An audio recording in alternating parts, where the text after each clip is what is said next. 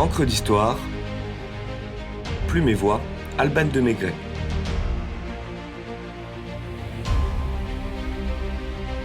Nadar.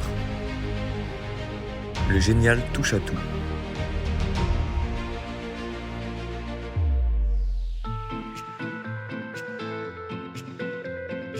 Pur produit du XIXe siècle, Gaspard Félix Tournachon naît en avril 1820 en plein air romantique.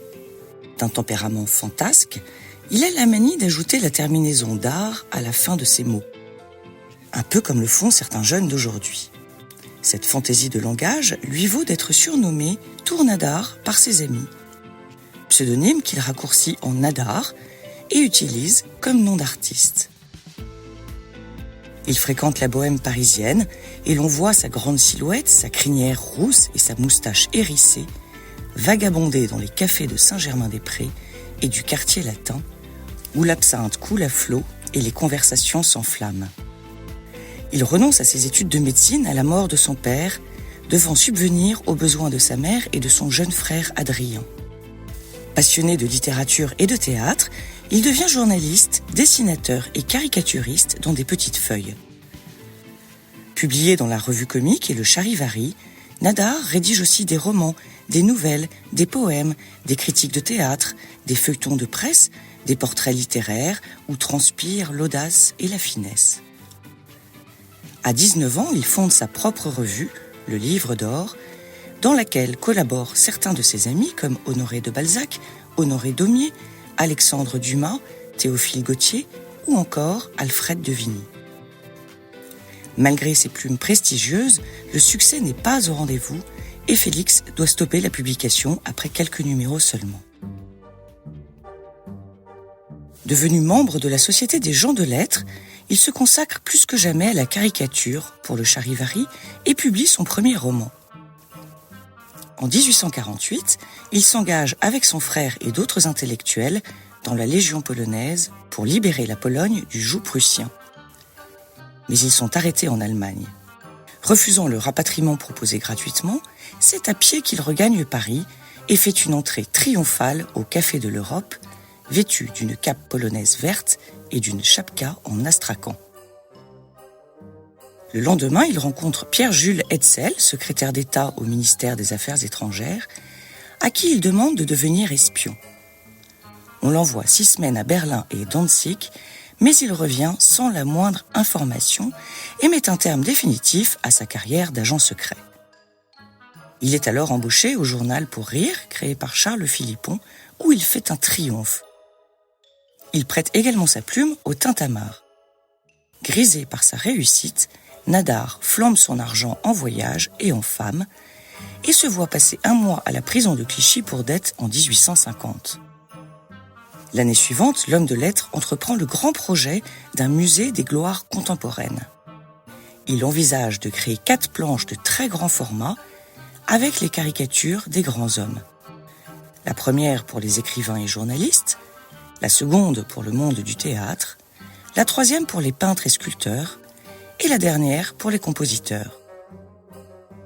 Il rencontre 250 personnalités et croque leurs portraits. Pourtant, seule la première planche du Panthéon Nadar voit le jour, mais elle confère à l'artiste une notoriété de taille. Nadar, c'est la plus étonnante expression de vitalité, disait de lui Charles Baudelaire.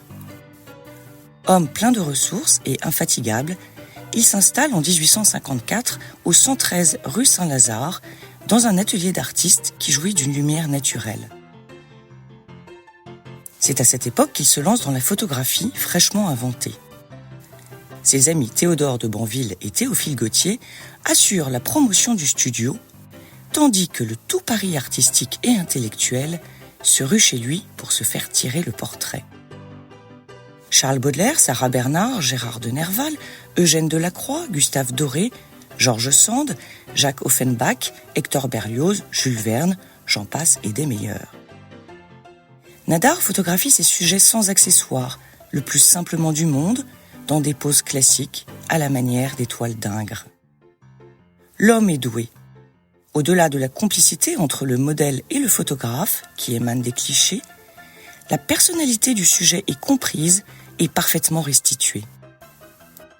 Sartre le soulignera en ces termes. Ces têtes que Nadar a photographiées aux environs de 1860, il y a beau temps qu'elles sont mortes, mais leur regard reste et le monde du Second Empire éternellement présent au bout de leur regard. Passionné et talentueux, Nadar parvint à donner une réelle dimension artistique à ses portraits et en est conscient. La photographie est à la portée du premier des imbéciles. Elle s'apprend en 1 heure. Ce qui ne s'apprend pas, c'est le sentiment de la lumière et encore moins l'intelligence morale de votre sujet et la ressemblance intime.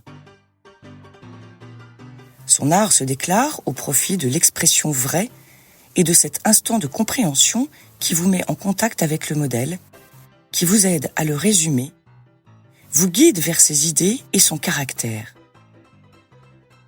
Il faut dire que l'on est bien loin de la photo numérique ou du polaroid et que les poses durent des heures, le temps nécessaire pour apprivoiser son sujet. Désireux de figer le monde extérieur, Nadar met au point une technique pour créer une lumière artificielle qui lui permet de réaliser des clichés des catacombes de la capitale.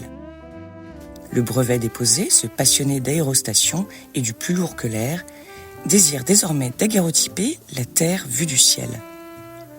En 1858, il embarque dans un ballon et immortalise le petit Bicêtre, ce qui lui donne la paternité de la photographie aérienne et cette phrase légendaire d'Honoré Daumier. Nadar élevant la photographie à la hauteur de l'art. Il se lance alors dans la construction d'un ballon, le Géant, dont le 2e vol devant Napoléon III se termine par un atterrissage catastrophique. Il s'en sort avec une double fracture et la discréditation du public, même si Victor Hugo le réhabilite dans la presse. De son côté, Jules Verne, inspiré par les aventures de notre génie, utilise l'anagramme de son nom pour son héros Michel Ardan dans son roman De la Terre à la Lune. Pendant le siège de Paris en 1870, Nadar crée une compagnie d'aérostiers militaires qui permet de transporter des hommes, mais aussi de faire passer des microfilms. Il participe d'ailleurs à la fuite de Léon Gambetta pendant la Commune. C'est en effet à bord de l'un des ballons de Félix, l'Armand Barbès, que le ministre de l'Intérieur rejoint Tours pour y organiser la résistance. En 1874, le bon Nadar, comme le surnomment ses amis, prête son atelier du boulevard des Capucines au peintre recalé du salon officiel. C'est donc chez lui qu'est né le terme d'impressionnisme, lancé par un journaliste moqueur. L'exposition universelle de 1900 présente une rétrospective orchestrée par son fils Paul de l'œuvre photographique de Tournachon. Très affecté par la mort d'Ernestine en 1909, sa femme qu'il a toujours soutenue, il rend son dernier soupir l'année suivante, à l'âge de 90 ans. Ainsi s'éteint une légende qui se décrivait comme un vrai casse-cou, un touche-à-tout, mal élevé jusqu'à appeler les choses par leur nom, et les gens aussi.